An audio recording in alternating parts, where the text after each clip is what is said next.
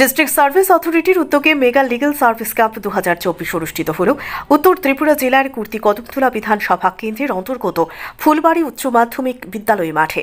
প্রশাসনিক বিভিন্ন সুযোগ সুবিধা জনগণের দোরগোড়ায় পৌঁছে দেওয়ার লক্ষ্যে আয়োজিত মেগা লিগ্যাল সার্ভিস ক্যাম্পে উপস্থিত ছিলেন লিগ্যাল সার্ভিস অথরিটির সম্পাদক Rajashree Chakraborty, district and session জজ অংশুমান দীপবর্মা, মহকুমা শাসক শ্যামজয় জমাতিয়া, উত্তর ত্রিপুরা জেলার অতিরিক্ত পুলিশ সুপার জেরেমিয়া ডালুং, ফুলবাড়ি উচ্চ মাধ্যমিক বিদ্যালয়ের প্রধান শিক্ষক সহ অন্যান্য অতিথিবর্গ। শিবিরে PRTC, income certificate, birth certificate, Aadhaar card, Ayushman card ইত্যাদি জরুরি কিছু পরিষেবা নেওয়ার সুবিধা দেওয়া হয়। প্রতিটি দপ্তরের আধিকারিক সহ কর্মীরা উপস্থিত ছিলেন।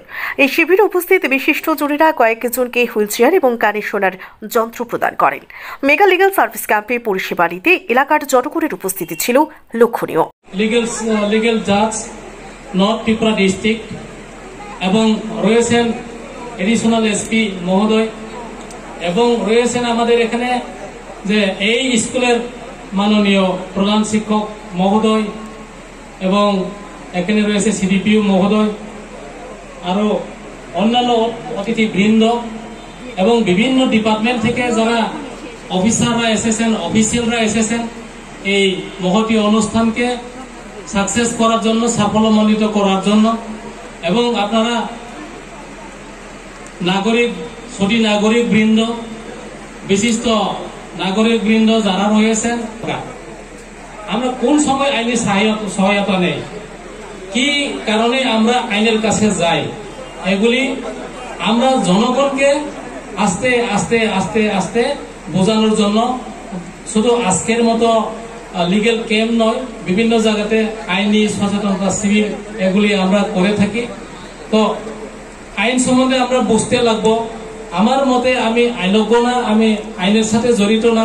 কিছু কিছু ক্ষেত্রে আমরা আইন প্রয়োগ করি, লিগ্যাল এনফোর্স করি, কিন্তু আমার মতে আইন খুব সহজ এবং সরল।